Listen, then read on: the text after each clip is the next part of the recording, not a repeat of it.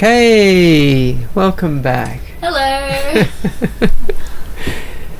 So, yeah, we're just talking about AI. Yes. Yeah, no, I was saying, I feel like there are a lot of people, and I can lump myself in with this group too at times, that are angry at the use of AI because then what's the point of creativity? And it's just sort of vomiting out used ideas. There's nothing new there. It's just there's nothing fresh. It's not actually creative. It's not creating anything new.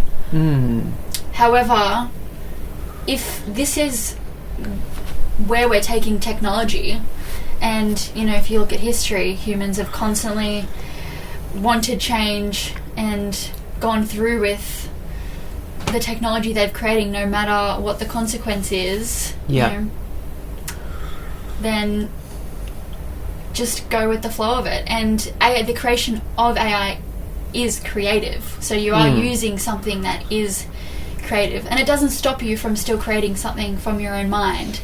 It just may not be as valuable anymore. And I think that's what people are scared of. Oh, I can't make money from this from the creativity of my mind anymore. Or it's not worth as much. If I think of it myself, there's a computer that can think of it too.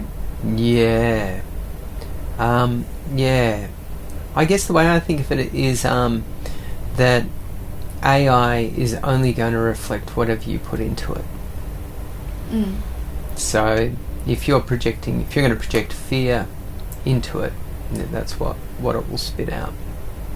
Or that's what you'll get from it. If you think, I'm going to give up because it's going to take over, and then I'm going to be redundant. Well, that's the path that you're going to go down.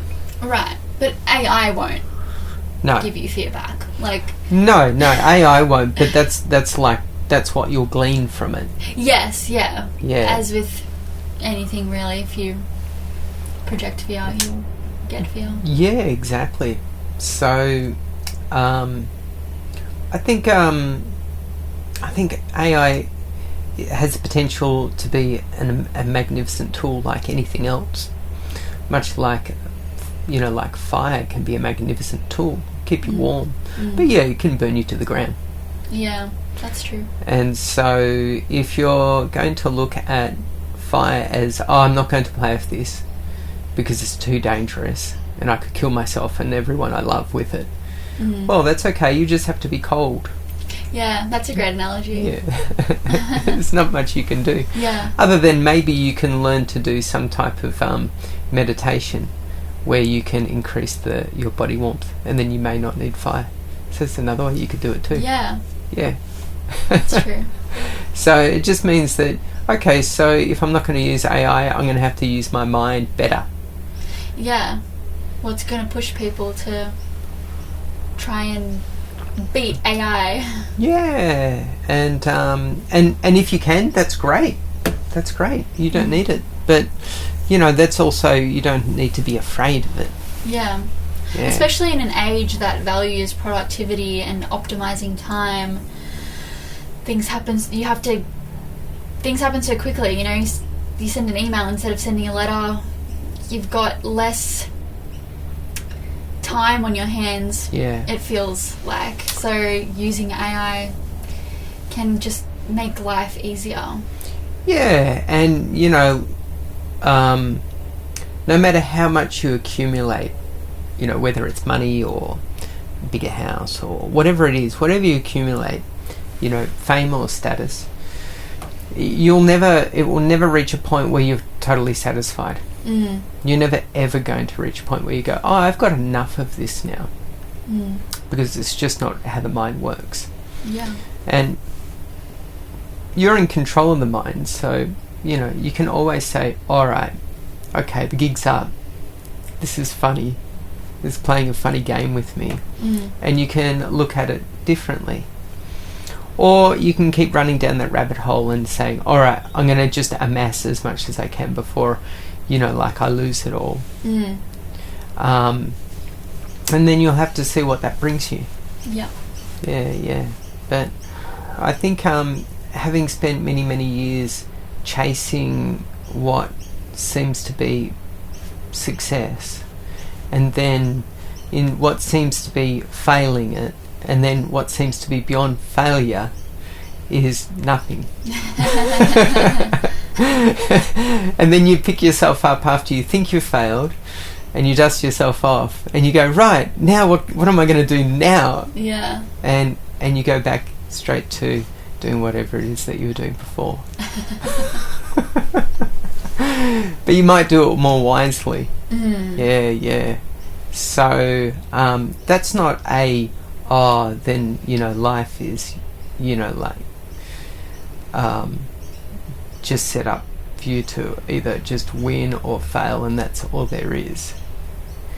No, it just means that they're just two points of reference, and you can let them both go. Yeah. You don't have to play that game of winning and losing. No. Yeah. You can just go, I'm just going to experience life. Yeah. And that isn't giving up either. That's not losing. That's actually really experiencing life.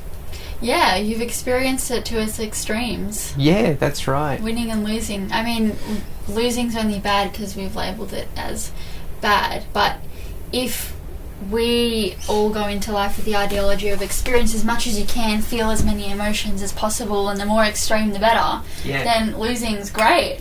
Yeah, that's right. Yeah, it's just another amazing experience. Yeah. Much like everything, pleasure and pain both have their merits. Pain is great because it tells you to stop doing something that's essentially going to destroy a part of you. Yeah. And pleasure is not much better than pain in terms of once the pleasure goes, what will you want? Yeah. You want to chase it again. And that's interesting with pain is telling you, you're going to destroy a part of you. But sometimes you need to destroy a part of yourself, and other times destroying a part of yourself is detrimental. Just depends what is going to be destroyed. Yeah. Because if you're living a very safe life, and then all of a sudden you're like, I'm going to join this club and be with a whole bunch of people, and it's really painful for you every time to be with all these people and have to socialize. Yeah. That destroying that part of you, that pain that is destroying something inside of you, is a good thing. It's destroying the... Yeah. Well, you're beginning to look beyond the illusion of what you think is happening when it actually may not be happening. Yeah. And, there's a lot of beliefs that we have around every facet of our life. And all those beliefs are nothing more than a guess. A belief is nothing more than a guess. Yeah. There's no answers. Yeah. That's what baffles me, that all of everything that's spoken about, everything that's hypothesized is just that, a hypothesis. Yeah, you're guessing it. It's just, there's no book with the morals and the answer to, you have an argument with someone and you believe, you're thinking, what is the right answer? Who's right? And for all these arguments that you have and situations you get yourself into, you're always thinking, what's the right thing to do? What's the answer? And there's no answer. Yeah. So you're thinking the moral of if a tram came hurtling towards a group of people, and you were on the tram, and you had an idea of either diverting the tram away from a group of people, but then potentially killing everyone else on the tram, what would you pick? Would you pick killing a lot of people on the tram, or only a couple of people in front of the tram? Yeah, I mean, there's no right answer to that. I wouldn't know. Either way, life is lost, so... Yeah. It's a rock and a hard place, really. But it's amazing how the mind loves to chew on it. Yeah. And it just goes into that, what we call a double bind. Yeah. The mind loves double binds. You're screwed if you do, and you're screwed if you don't. Yeah. Yeah, and it seeks them out. When I'm in a situation like that, I honestly... there's kind of a relief, because it's like, well, either way I'm fucked, so Yeah, it doesn't I can matter. pick whatever. The decision doesn't mean anything. Yeah. It just means that there's going to be a less loss of life or a greater loss of life. Yeah. And then whatever comes of that is just what that is. Yeah. Yeah. And there's no maybe intellectual answer to, well, I mean, you could probably say moralistically, well, it's better to kill less people than to kill more people. Mhm. Yeah. But then you might fall into the other area of well, those people who, the small amount of people that survived, maybe they go on to greater things. Or the other way around. Mhm. And maybe those small amount of people save more people by doing something great. But that's all guessing. That's all guessing. That's what's going to happen. Still all guessing. Yeah. So it's all essentially guessing. Yeah. But I think what it comes down to is there's a certain amount of fear within the story. You know, what are you afraid to do? In life, the story of your life. No, just the story of if you have to choose between a larger group of people or a smaller group of people. Oh, right. Yeah. So, yeah, but I think the idea really is to look at the fear and go, oh, yeah, okay. So if I choose this, and if everyone knows that it was my choice, would your fear be greater? I don't know. Like, why are you in the position to choose? Like, have you forced yourself into that position to be the one, or is there no choice but you have to be the one to choose? Yeah, well, because then no one can be angry at you because there's no other, like, you had to choose. Well, I guess that's the other thing, is that everyone who was in front of the tram and everyone on the tram had a choice to be in front or on the tram. And just because you hold the stick of the tram and you might have the final say, then, if you die with everyone, then you might go, okay, well, it didn't really matter to me because I'm gone. Yeah. And whatever they think of me, well, ultimately, I can't do anything about that now. Yeah. So... yeah, maybe there's always another option. I mean, who's to say the brakes aren't working? And also, who's to say you can't derail the tram before and, choose to sacrifice yourself? Who's to say that all the people that you saved today don't die the next day? Yeah, exactly. In some other catastrophe. Yeah. But there's always another choice. That's what I found recently in a lot of my decisions I've had, or situations I've found myself in, is usually I'm one to get myself into a situation, then I freak out and I'm like, I don't know what to do. Like, I can't do anything. I feel debilitated. But recently I've been slowing down and stepping back and being like, there is a solution. And not freaking out. There is totally a solution here other than the rock and the hard place. Yeah. There is something else that can be done. Yeah. And there always is. Yeah. Have you got any stories of anything that's happened recently?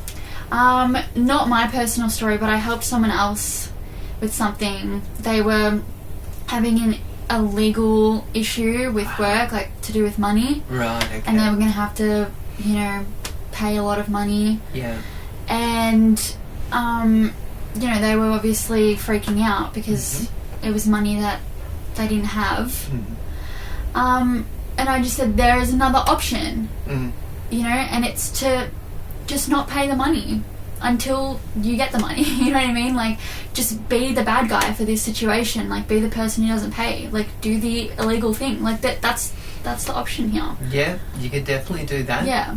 Yep. So that worked out anyway. Yeah, right. Yeah. Okay. Yeah. There's always the potential of something else coming along that you may not see, that may not even be logical, that may even be just chance. And it can work out. And it could work out for the better, but it could also work out for the worse. It could, yeah. Yeah. But to continually hang your hat on things that are going to go wrong, essentially you seek them out. Yeah.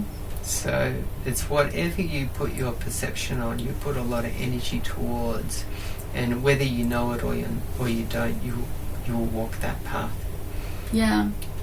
And then that's when you have the choices to make.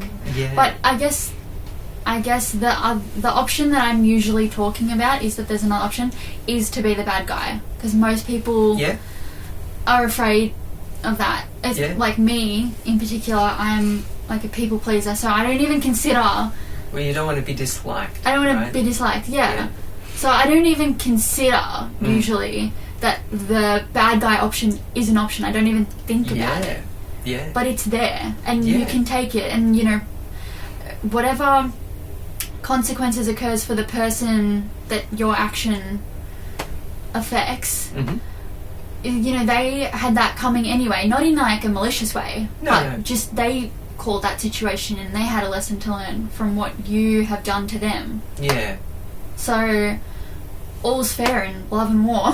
Yeah, well, I guess probably, at least what I learned was that you don't have to feel pressured to be liked. Yeah. The constant pressure to be liked.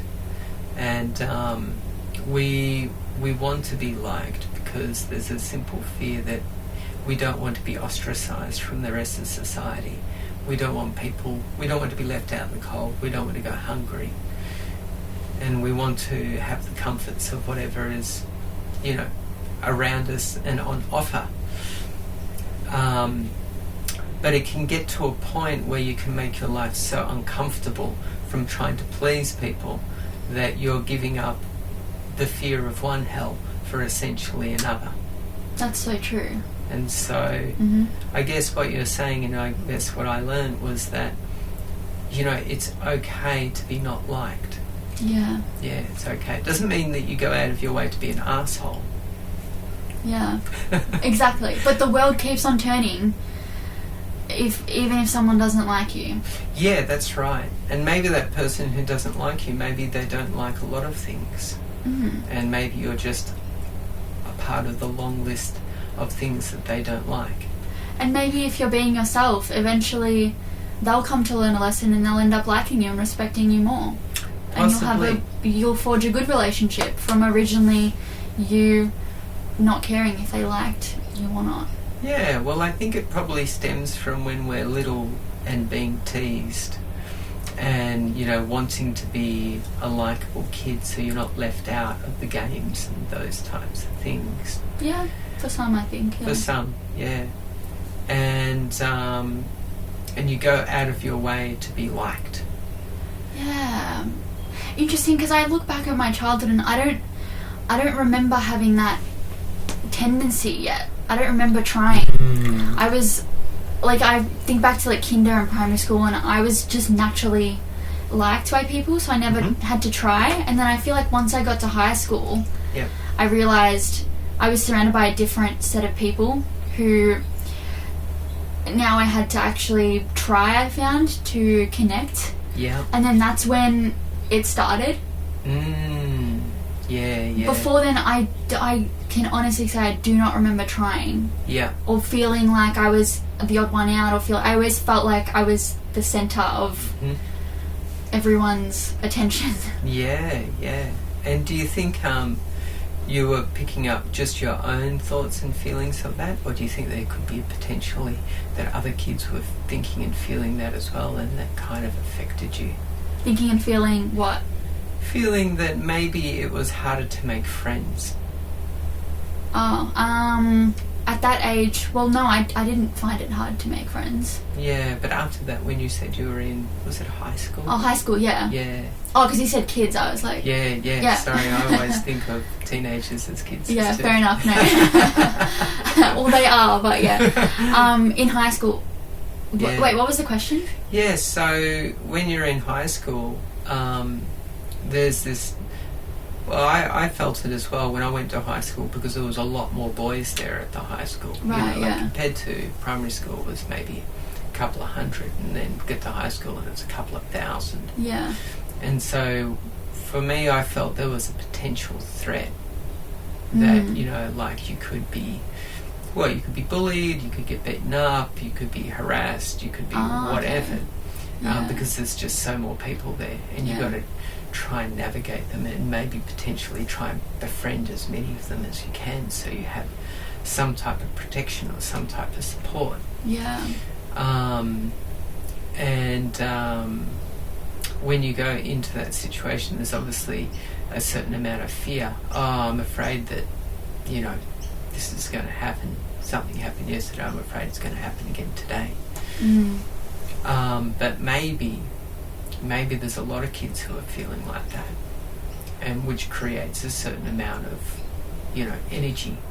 Yeah, I guess there's like a hostility between everyone. Yeah, and then because, you know, you're so receptive on different levels, maybe you're picking it up. Right. And you're not picking up just your own insecurities, maybe you're picking up the insecurities of everyone else. Yeah, that could have been a possibility. And then that just makes it so much more volatile, so that when some kid starts to get picked on, everyone joins in because they're feeling so extremely, you know, the whole thing is so volatile that everyone's on edge, that it's like, quick, kick this person. Quick, so they're not looking at me. I'll join in and kick them too, because, you know, that, you know, ushers people away from my vulnerabilities. Yeah. I guess if I think back, I believe, like, going into high school, I realised how immature, I felt so much more immature than most people. Not emotionally. I always felt emotionally more mature, but not mature in the sense that I could, like, socialise on everyone or most other people's levels. Like, I wasn't able to, like, I wasn't getting the jokes. Like, I wasn't mean to the teachers, which is, like, what made you cool, you know? Yeah. And, like, I also looked like I was 5 years old. Right, okay. For so long of high school. So there was all these girls that could have been in, like, that looked like they could have been in, like, year 10. Yeah. So it was intimidating. Yeah. So, yeah, I just felt like, I just felt inferior. Yeah. And I guess that's when that sort of complex that I have, that I spoke about, I think it was last week, like, always feeling inferior, that's when it started. Yeah, fascinating, isn't it? Yeah. Yeah. Yeah. And that would have been your best guess at the time. What was my best guess? Well, that feeling of feeling inferior. Yeah. Yeah. I wouldn't have even been able to pinpoint that feeling. At the time, I thought in my head, I was like, I felt boring. I was too boring. That's what I labelled it. Right. Because I would sit next to someone and I had no idea what to say to them. Because like, they would talk about one thing with their friends and I wouldn't know how to talk about that. A lot of the people in my life that I was close with at that time were adults. Right. Yeah. Yeah. So you had a different view of the world. Yeah. You could probably relate to the other kids on a level that they were trying to connect on. Yeah. Yeah. Exactly. Yeah. Yeah. Do you think, though, that maybe that kid was only, you know, communicating because there was a certain amount of insecurity that they were feeling, and they thought the only way I can overcome my own insecurities is to be chatty? Right. Possibly. Yeah. Totally. But that's only something that you know later in hindsight, you know? Because, what I noticed was that for a lot of the guys that I went to high school with, the bigger they were, the sometimes more insecure they were. Sometimes. Right, And, you know, some of them would start to go to the gym and start to put on bulk. Oh, yeah. But then when you would chat to them, they would be, you know, very insecure. Right. And they were only putting on bulk simply because they were terribly afraid. Yeah, they didn't want to be beaten up, picked on by the other kids. Yeah. Yeah. So, and I found that pretty interesting because I started to realise, right, I didn't think I was anything special, but some of these kids are opening up to me, and I'm beginning to realise that I'm afraid of them, but they're also afraid of me. Right. Yeah. And then I started to realise, I think everyone here is afraid. Did you actually realise that? Yeah. That's a pretty big realisation for that age. Yeah, well, I guess because I had a brother who was very afraid. Oh, okay, yeah. That was high on my radar. Yeah, so you were aware of it. I was primed for it. Yes, yeah. And I didn't always act on it. You know, as you do, you know, like you still have fears and they're so overwhelming, you get chewed by them. Yeah, it's like tacit knowledge. It's something you can even work with. It's just something that you know. Yeah. And you still feel things, but because they come at you in with such strength, they have a tendency to unhinge you, and then wisdom tends to fly out the window. And then later on in hindsight you go, oh yeah, I knew that. Yeah. I knew that. But why did I become so unhinged? Yeah. Yeah. You had to do it. Yeah, I had to do it. Yeah, I had to experience it. Unhinged how? Yeah. Well, you know, you would just do stupid things. You know, whether it would be even looking at other kids who are weaker than you and then bullying them. Oh, yeah. Because you would go, oh, yeah, okay, you know, there's a kid I can bully.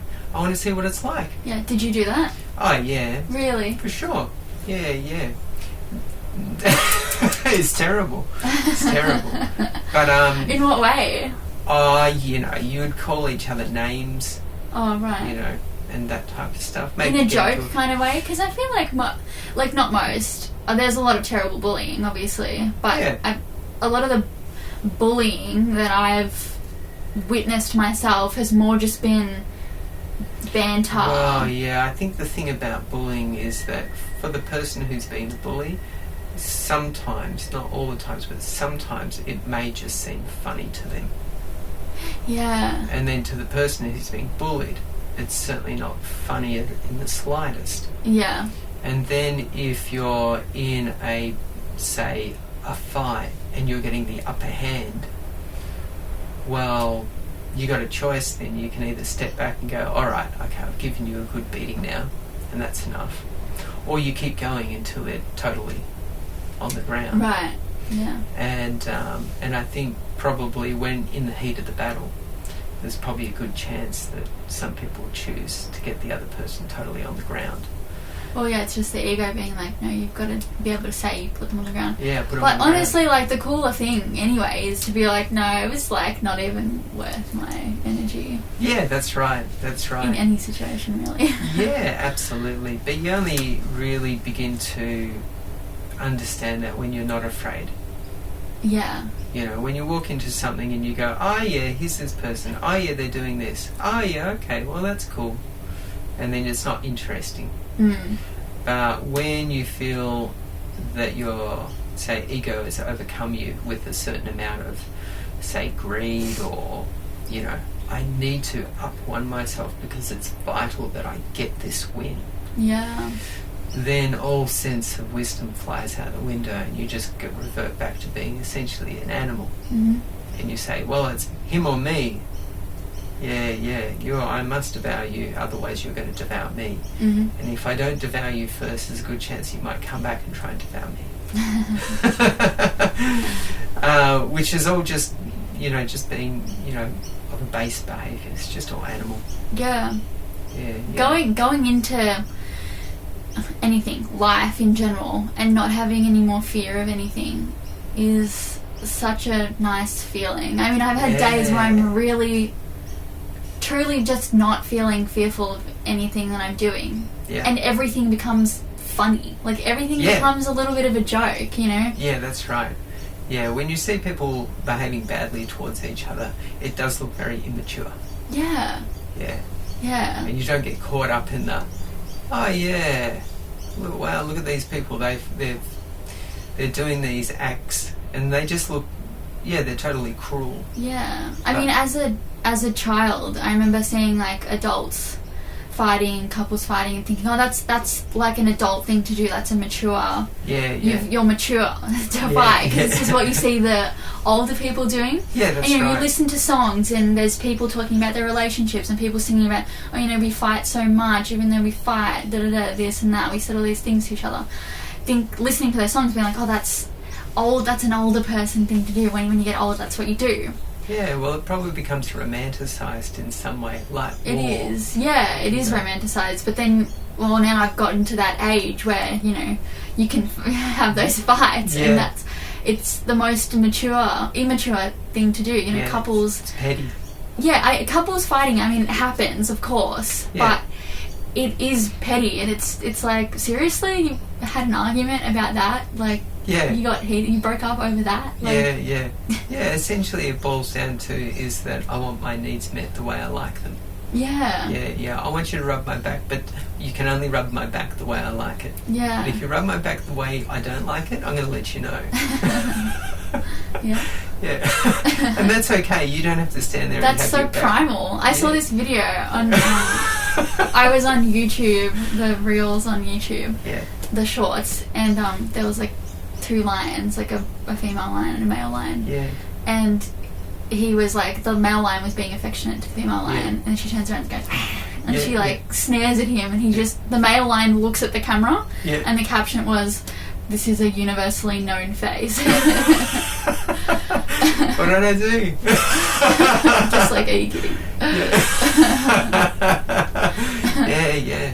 Yeah. We do that to one another. Yeah, we do that. People do it in shops all the time. Yes, yeah.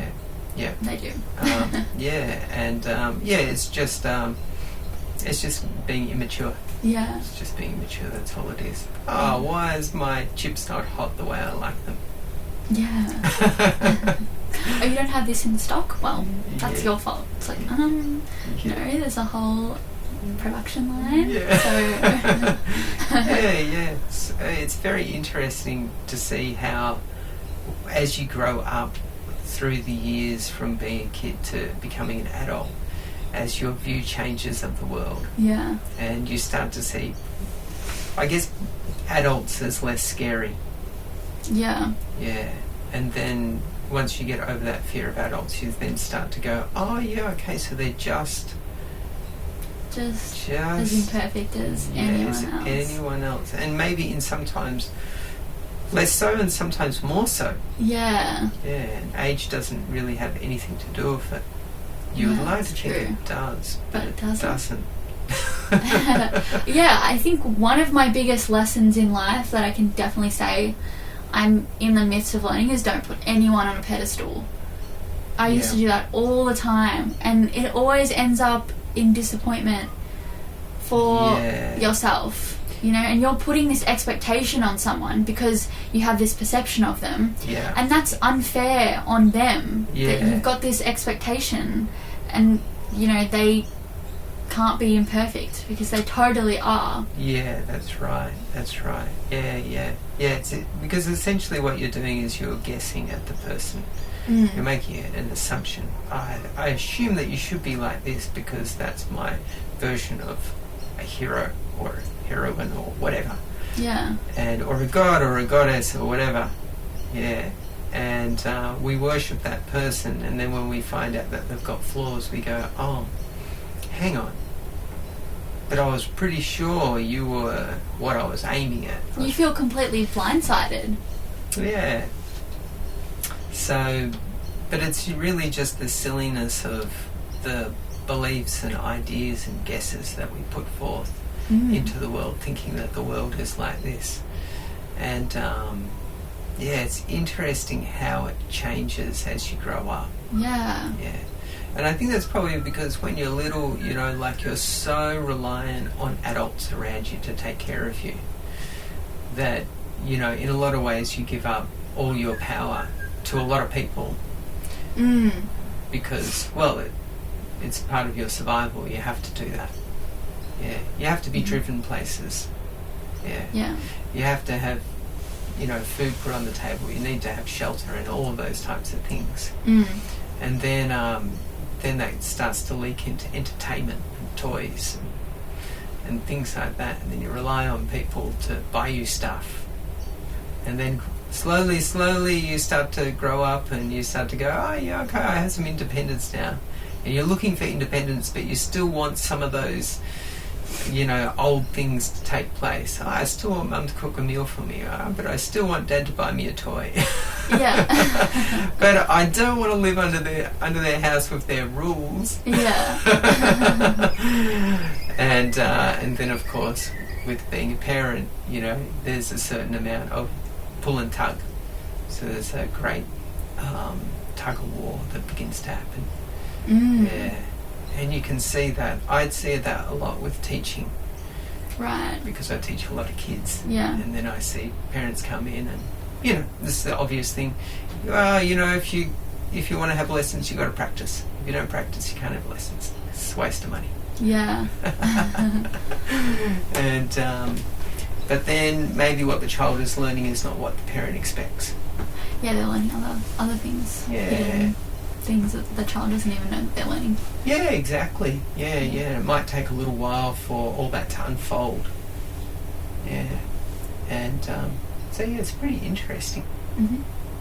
Anyway, we should do some recording. Yes. All right, let's do it.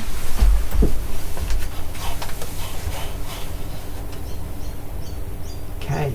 Actually, this AI, the first question that this guy asked was, that I thought was pretty interesting.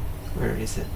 So essentially what you do is you type into AI a question that answers through your own lens. So basically when you want to get some advice from AI, you go through this prompt.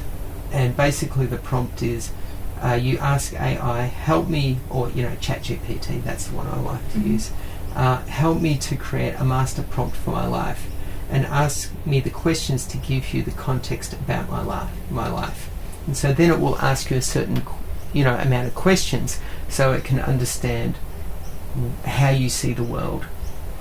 Right. And so then when you ask a question, you upload that prompt before you ask the question. And then AI will give you an answer specific for what you need. Yeah, that's interesting. It's kind of like, how the TikTok algorithm just feeds you what you want to hear. Ah, yes, based on what you're looking at, right? Yeah. That's interesting. See, I have my aversions to that, but I think it's a great idea. So yeah, I think it's good simply to help you to navigate, because I guess what happens to me is that you jump on YouTube, for example, or at least what I do, and there's so many videos I could watch, even if the algorithm is spitting me things that I like. From time to time I'll go and watch some junk, but that doesn't mean that I want to watch junk all the time. And because there's a bit of junk mixed in with things that I'm interested in, there's just so much to look at. Yeah. And you can very easily go, all right, here's something that I'm really passionate about, but here's a bit of junk. And then I'll go, maybe I'll watch junk first just because I want a quick hit. Yeah. And then halfway through the junk, you go, what am I doing? That's this is enough. It's a waste of my time. This is not going anywhere. There's not going to be any payoff. Yeah, mine's just like celebrity videos, like Hot Ones. Aha. It's all got to do with chicken, really, because then the other one is chicken shop dates. Yeah. Just all those celebrity interview. Yeah. That's the junk. Yeah. It's fascinating how we. I'm trying to find yours. What's your What's mine? For just like a quick hit? Sometimes, mostly movies. I'll see something new coming out, and I'll be interested. That's junk for you. Yeah, a movie is junk. A movie. Yeah, really? Yeah. See, I see movies as watching movies is quite productive. Yeah, but for me, it will be like behind the scenes of movies and things like that, and it's like. They'll be talking about plots or things like that, and I'll be like, oh yeah, this is curious. I'm kind of interested in that. And then after a while, I'm like, actually, I don't really have any interest in this. I thought I was interested. Right. And then I realised, actually, I'm not really interested in this at all. Yeah. But it takes me, a couple of minutes to start looking at it to go, oh, yeah. Don't care. Yeah, I don't really care. Because I think probably what I used to be interested in was that I would learn something and then I'd want to go and tell someone about it. And then I started to realise, well, I don't have anyone in my life that is interested enough to care. Yeah. And when I really look at it, I'm beginning to realise I don't care either. And what really excites me is going on my own adventure. Yeah, so I guess the difference between looking at someone else on an adventure or going on an adventure yourself. And I've always been driven to be on my own adventure. But sometimes, as when you're going on your own adventure, sometimes because the mind works a particular way, you might start to go down that rabbit hole of drudgery. Oh, I've got to do this to do this. Oh, really? And how many weeks is it going to take me to do that? Oh, it's going to take ages. Oh, okay. Or there's a movie here. I could watch someone else's adventure. Yeah, okay, maybe I'll do that. Yeah. Yeah. And then when you have so many tabs open on your computer because things pop up and you go, oh, that looks interesting, I'll watch that. Yeah. And that looks interesting. You have all these tabs open, then you come back the next day and you go, I had 20 tabs open. You know there's a watch later button. You can I click. know. You don't have to open it in any tab. Yeah, I have started to do that. Yeah, it makes it easier. But yeah, I just cleared my watch list the other day. Oh, okay. Because I actually find that very helpful because I never go back to watch them. Yeah. So the satisfying thing is being like, I will watch that later. Thank you very much. Yeah, and I just don't because I don't care about it after that. No, that's right. And then a couple of years later, you have no interest. Yeah, whatsoever. you're like, I wanted to watch that. Yeah. I had no idea So why I wanted to watch that. Yeah. I'm trying to remember where your track is. I thought it was under shy, but maybe there's a 2 shies. So I'm going to open up this one. There is. Let's open up that one. Let's see. There shouldn't be 2 shies. There should only be 1 shy. Yeah. And if it's not there, I'll do it another way. Do it another way anyway. Shy asparagus. Yeah. So funny. Okay, so that's the one we want. Let's see what this opens up.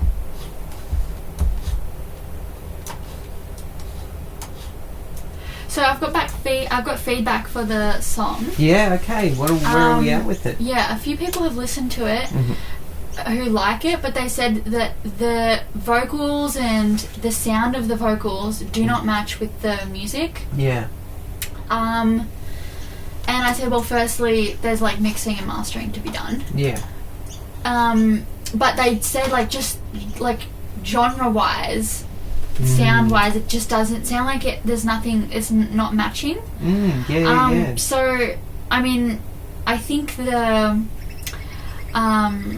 filter that we're going to put on the voice, like the phone, will help. Like that phone kind of sound. Yeah.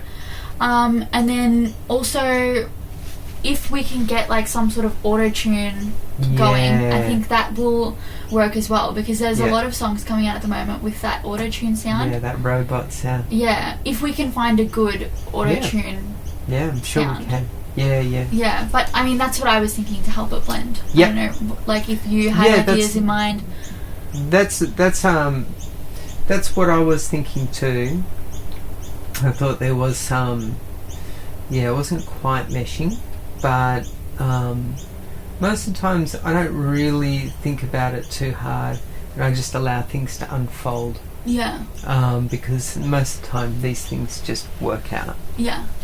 And if they don't, I'm always happy to put a song on the back burner until a solution is ready. Yeah, that's true. Yeah. So I used to, for a long time, get myself really worked up about it's not working. Why is it not working? I don't get it. I think I'm obsessing over it, and I'm listening to it too much, and then I don't even know what I'm listening to after a while. And then I realise, I think you need to put this song away. Yeah, just stop doing it. Stop doing it and come back. Yeah. So, but we're not there yet. We're not there yet. So... Yeah, it's interesting. This song is not... I just don't feel like this song is Iris Balhae's. Yeah. Yeah, it is a different song. Yeah, so, like, we might finish it and I might love it, and I might not even want to release it. Yeah. You could even... it could be put out under a different name. That would be another thing. Yeah, because I think it's a great song. Yeah. With a lot of potential. Yeah. But I feel like even some of my other songs, like, I don't feel like it matches the image I want to put out. Yeah. You know, I feel like Potions, Manic Pixie Dream Girl, Spell the Moon, that's the vibe. Yeah, and then there's others that are like skirting. The others are like, it's kind of nice. It could be someone else's song. Yeah, that's right. Yeah. I'm sure there's one maybe that I'm missing, but yeah. Yeah, there's always that potential of either allowing someone else to do it. Yeah. Or it gets put out under a side project. Yeah. Yeah. It's nice though. Like, I'm enjoying pretty much doing a different genre every single time we make a song. Yeah. But I'm looking forward to getting to that point where I'm like, I really just want to make this type of music. Yes. And I kind of already feel that way. Like, this song has made me realise that I'm like, okay, it was satisfying. I don't want to do that pop anymore. And really, like, I wrote this song because I felt like it. Yeah. But at the same time, a lot of the people in my life have been like, when are you going to put out a fun pop song? Like, something like Taylor Swift, like, really upbeat and fun. Yeah. And so I have also felt that pressure to, oh my God, my songs are, like, not fun enough and I need to do something happy. And it's like, no, you can just make what you want to make. Like, that's right. Like, semi-depressing music with like a good kind of swingy tune. That's right. Yeah. You're allowed to put out, you're allowed to scratch your own itch. Yeah. You don't have to feel pressured by people around you to meet their needs. Yeah, that's so true. Yeah, like, I feel like Potions, like, perfectly scratches the itch. The funny thing is, I have not written another song like Potions. Right, okay. It is currently a one-off. Yeah. There's nothing else like it. Like, what makes it? Do you actually have, like, a word, or, like, what makes it different? You know, I feel like it is different. The way the words, like, kind of glide. Like, I'm kind of speaking. I have no idea what that song is. Yeah, I think, for me, like, when a song comes, gets birthed, it is really uniquely its own thing. Yeah. Yeah. All songs are. Yeah. But I just feel like Potions is, like, for everything I've written, it's so standalone. I haven't tried to even write another one like that because it's like, I don't even... Yeah. I'd be like, what's the word? Like, copying myself. Like... Yeah, I think at least what I experience, and I've found very helpful for me, is that when you surround yourself with a particular style of music and you listen to a lot, you can't help but write something similar to it because it starts to leak out of you. Yeah. And and at different stages in your life you'll be, in a certain mood or listening to certain things, and it will affect you in a certain way. Yeah. And then it'll start to leak out of you. It's just the way it is. That's true. Yeah, I've experienced that. definitely. I felt that when I wrote Spell the Moon, because I was listening to so much Portishead. Yeah, And some people always say, that sounds like the Portishead song. Yeah, It that's kind of right. is. Yeah, it kind of is. Yeah. But yeah, I would be wary of writing music for other people unless they're paying you for it. Yeah, obviously. Or, maybe you're doing it for a particular loved one that wants, like if you're just doing it as a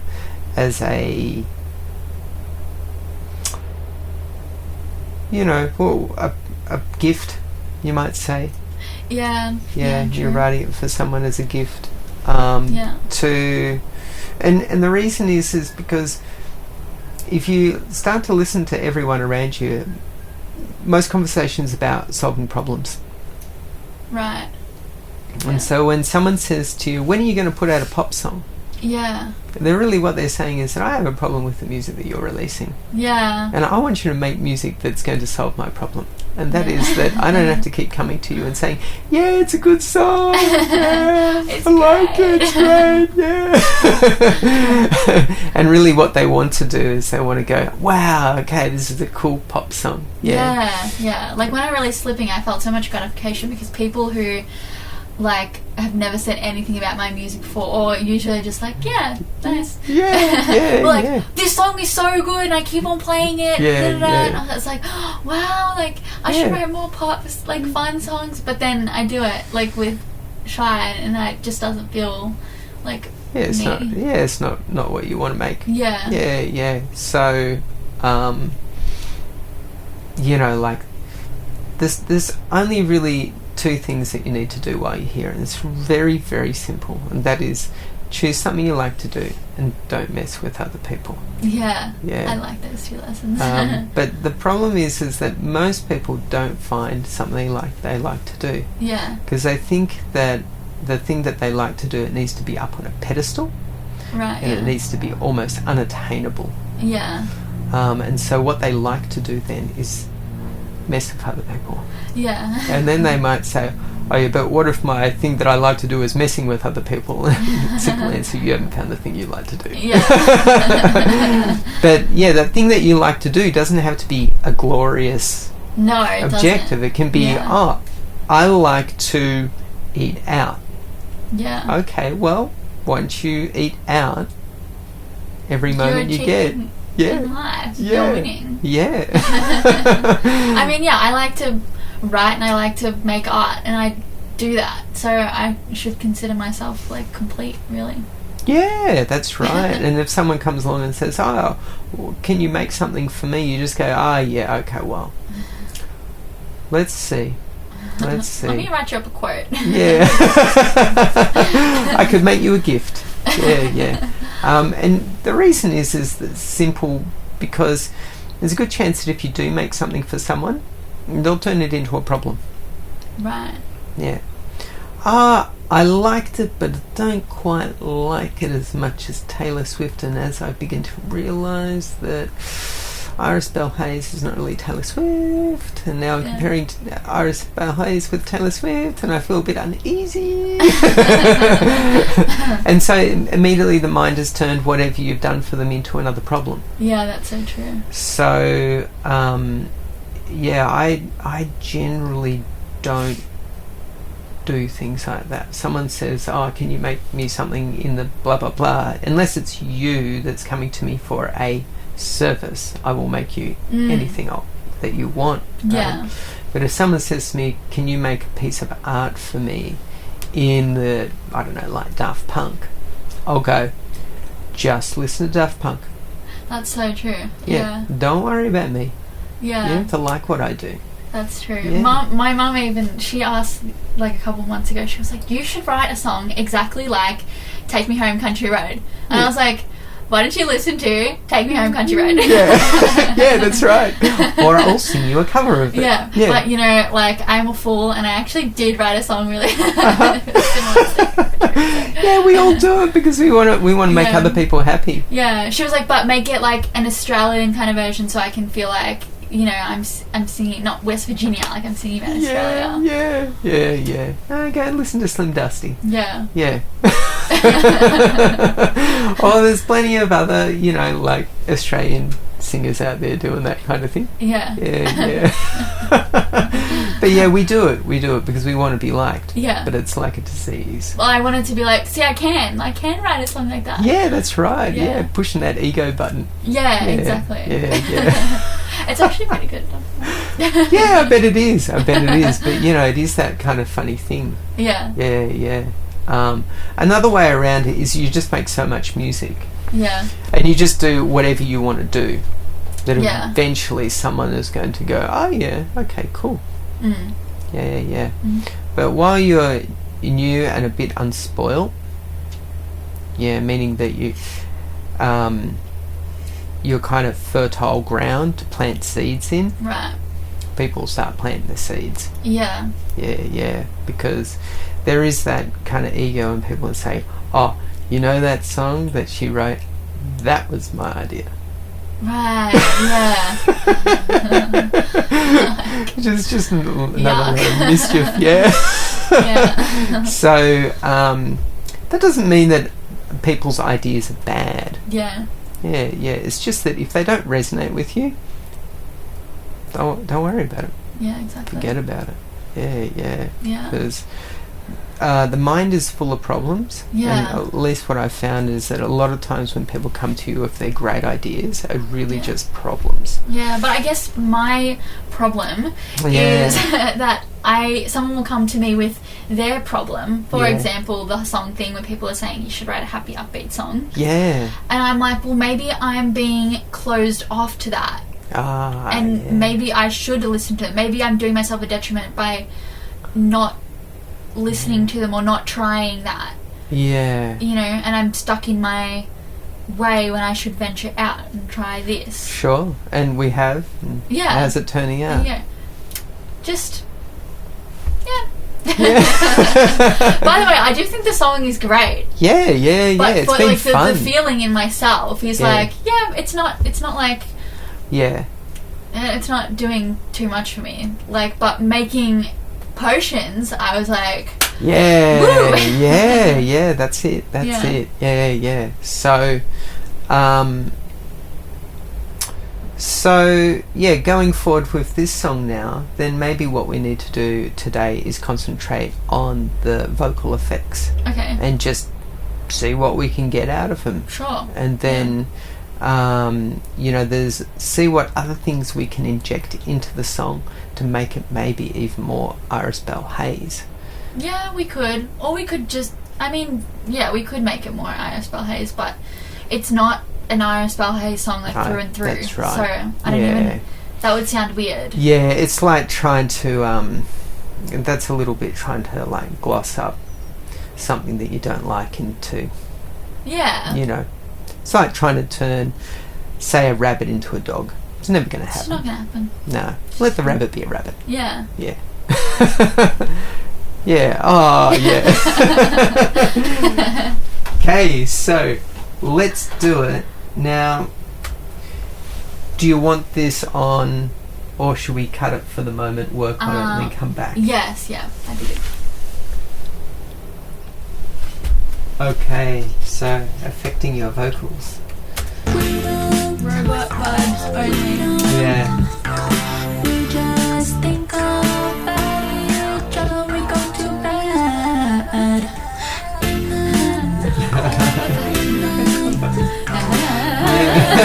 Really slow, something get you out on my head. Around you I'm so shy. If you think I really hate you since I never give you time, well that's a lie. Like I said, I'm shy. Oh my god, I forgot. Shy. You're really cute guy. I might die, but what's your excuse? I'm obsessed with you.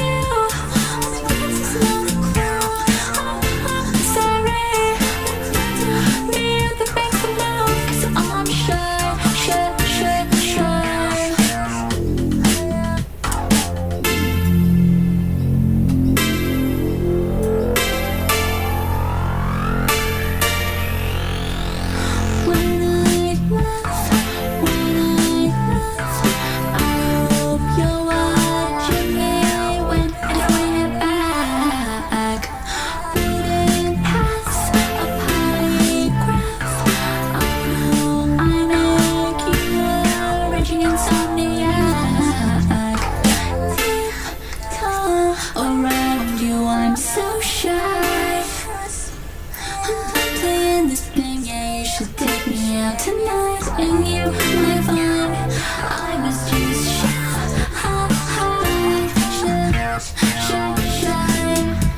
You're really cute. I might die. What's your excuse? You really love the deuce. I'm obsessed with you. My brains is not a clue. Sorry, it's got to be you that makes me move. 'Cause I'm shy. I refuse to lose. It's all up to you.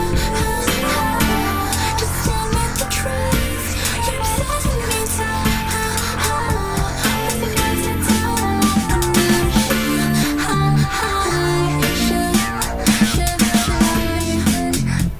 You're really cute. I might die. What's your excuse? You really love the deuce. I'm obsessed with you. My brains is not a clue. Sorry, but it's got to be you. I'm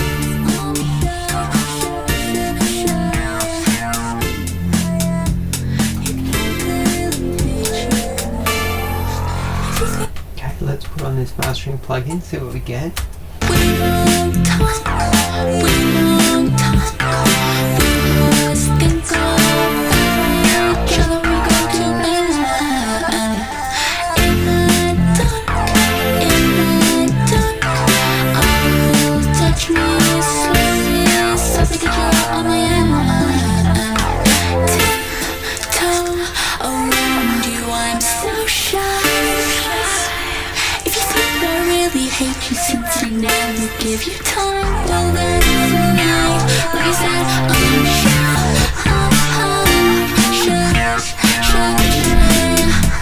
You're really cute. I might die. But what's your excuse? I've never found a tooth. I'm obsessed with you. My class is not a clue. Sorry, but it's got to be you that makes me move. I'm shy.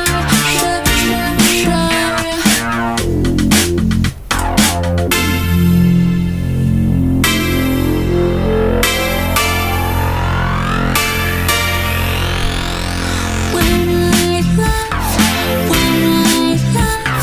I hope you're watching me when I fall back. Wouldn't have a polygraph. I know I make you a raging insomniac. Tiptoe around you, I'm so shy. I'm done playing this game, yeah, you should take me out tonight. And you might find I was just shy.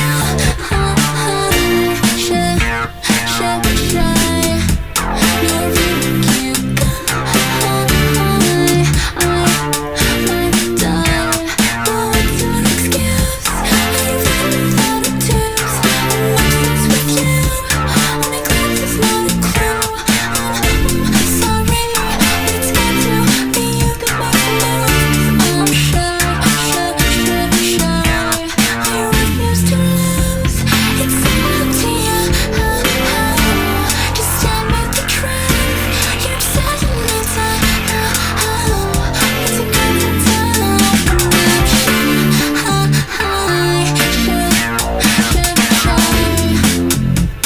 You're really cute.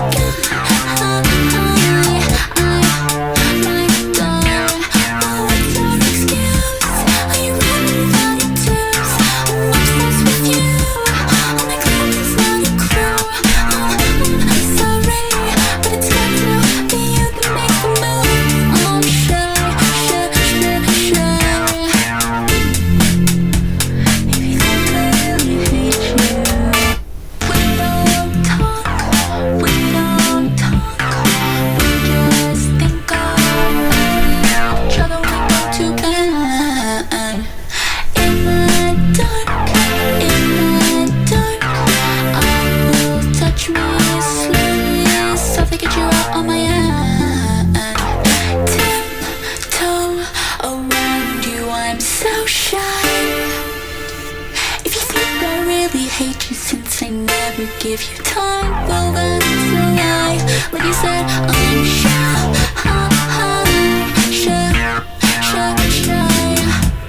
You're really cute guy. I might die. But what's your excuse? Are you running out of twos? I'm obsessed with you. What do you think? Makes sense, not a Just don't want to make it like totally so you can't even hear what you're saying. We want to make it still listenable, yeah? Yeah. But I feel like you can. Absolutely. Like, we've Absolutely. listened to it for maybe like 15 minutes just over and over again. So that's obviously it'll start to sound distorted. That's right. We'll start to get distorted. confused. Yeah. But I think on one listen, you can gauge what I'm saying and get a good feeling from it. Yeah. I don't mind pushing things to the absolute limit. Yeah. It's just that, It's just what? Well, you just don't want to get it to the point where because you get used to it, a new listener comes in and just goes, I feel disorientated. Maybe that's how we want people to feel. Yeah, well, maybe, yeah. No, I know exactly what you're saying though. So I was thinking maybe just pulling it back just a little bit instead of just fully. We don't talk, we just think about each other, we go to bed in the dark, you'll touch me slowly. So yeah, when we start to put in the other vocals, it's starting to get too. Around you, I'm so shy. I really hate you since I never give you time. Well, that's a lie. Like you said, I'm shy.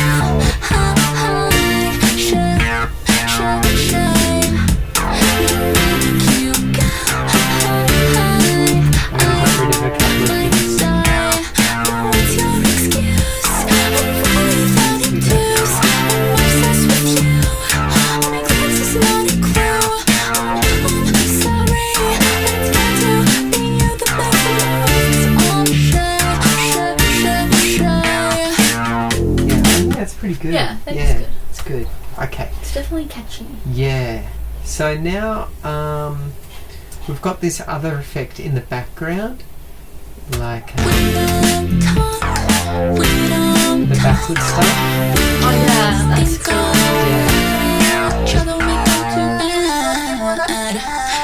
Like that part sounds really good. Yeah. There are parts where it sounds perfect. Yeah. And other parts where it's like Super chaos, yeah, that's what I'm thinking about. yeah. We don't think we're doing that all the time. I'm so shy. If you think I really hate you since I never give you time, well that's a lie. Like you said, What I'm kind of thinking is we're going to let this AI do a mix for us. Sure. And we're just going to see what it gives us. Yeah, that'd be interesting. And I'm going to save it as mix.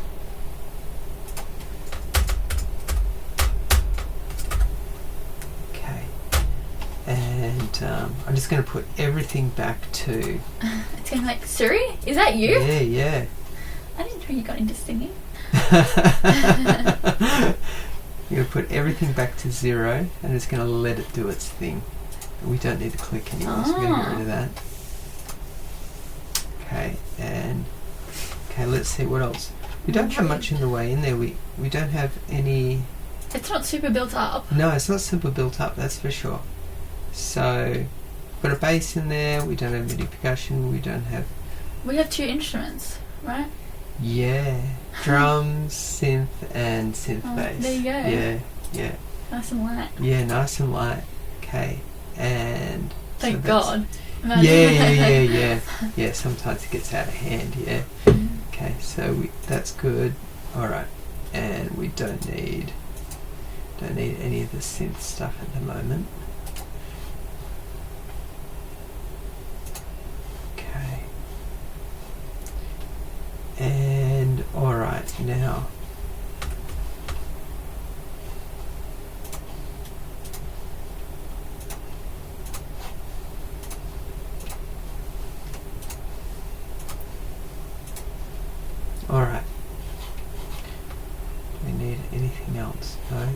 that, and that. And we should probably put one on the FX as well. Okay. Over there. Go back to default. And then let's let this guy do a mix for us, see what it gives us.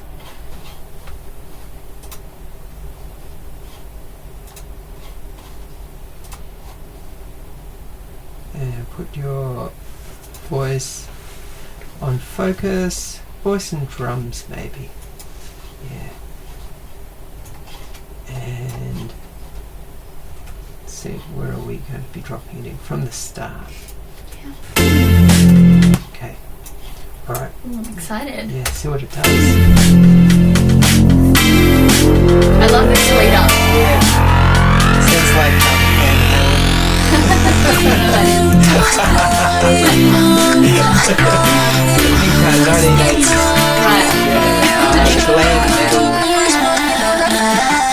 Oh wow, this is good. It's chaos.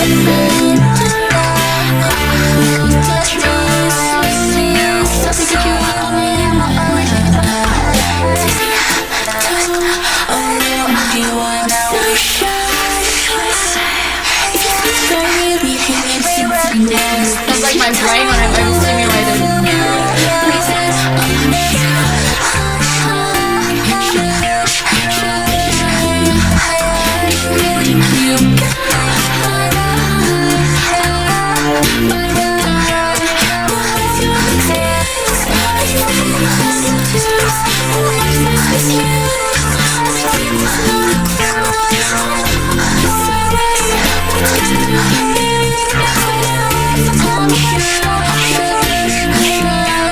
Yes, and it's insane.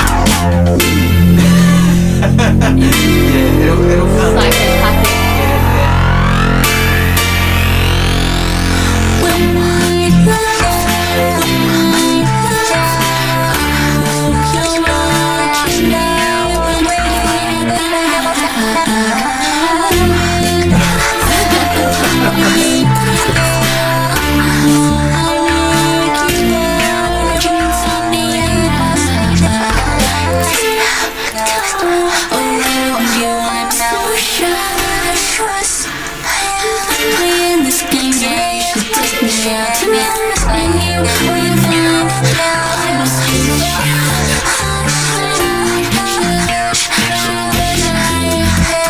Sounds a bit Russian. There's parts that I don't mind. And there's other parts that I just go, what's going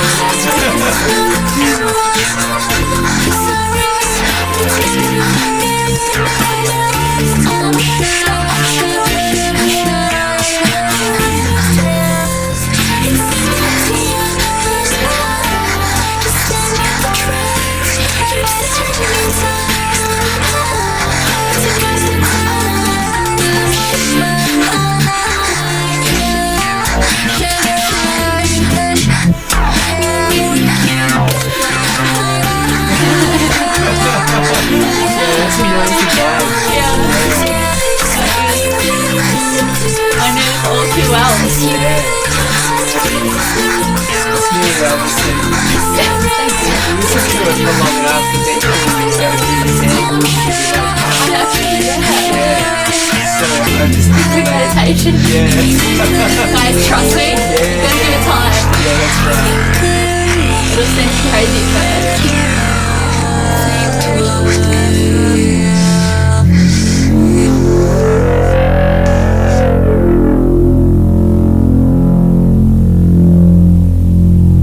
Alright. Give it to us. Yep. Okay. Alright, let's go to the results. We'll just accept it. Good so far? Yeah. We don't talk, we don't talk. We just think about each other. We go to bed in the dark. Sounding good. In the Good. dark. It's Yeah. Okay, we'll give it another master. Let's see what it does. I'm so shy. If you think I really hate you since I never give you time, well that's a lie. Like I said, I'm shy.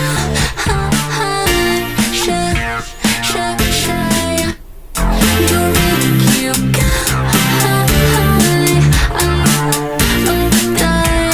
What's your excuse? I like that. Yeah.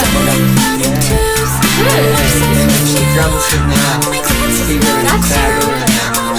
Yeah, it feels more cool. And the vocals are singing with the drums. Yeah. The drums sing way down. Yes. Yeah, the vocals are like way up. Yes.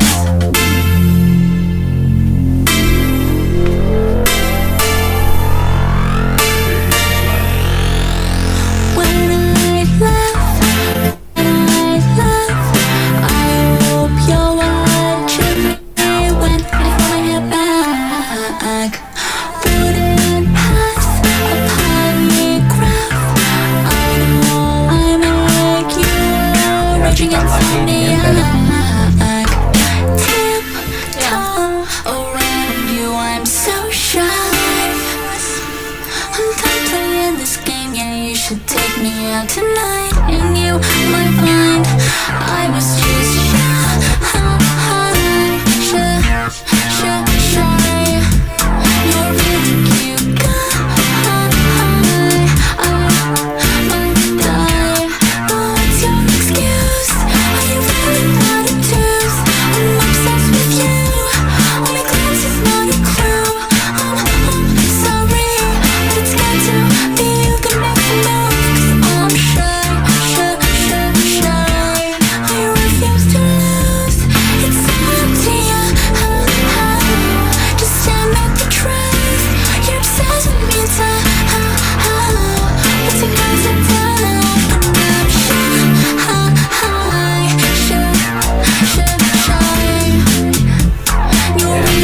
Way better. Yeah. Alright, I think what we do now is I'm going to send this to you now. Listen to it during the week. There's not much left to do on the song, I don't think. No. No. Now that we did that, Yeah, it's come together. I feel like it's just awakened me spiritually. Yeah. Listening to it for that long. It's like opened up all my chakras.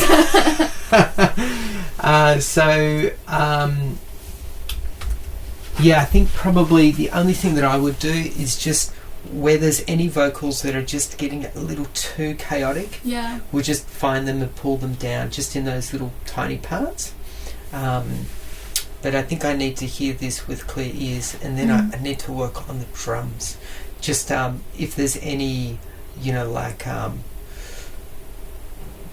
whooshes, like Right. whoosh, all those right. filter whooshes, Yeah. because that will help push it along. Yeah, that's Yeah. true. You're saying that. Yeah, That would be so, good.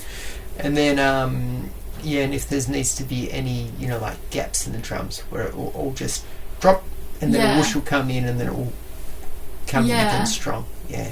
Okay. So, but we should do that once the vocals are finished. Yeah. I think the only thing for me is my little... Right, okay, yeah, that little vocal, clicks. Okay. Alright, well, let's, we could do that now, because that won't take long. Okay. But, I think we'll say sayonara to the, podcast while we do that, because that will be, like pulling teeth. Okay. Yeah. Yeah. Sayonara. Sayonara.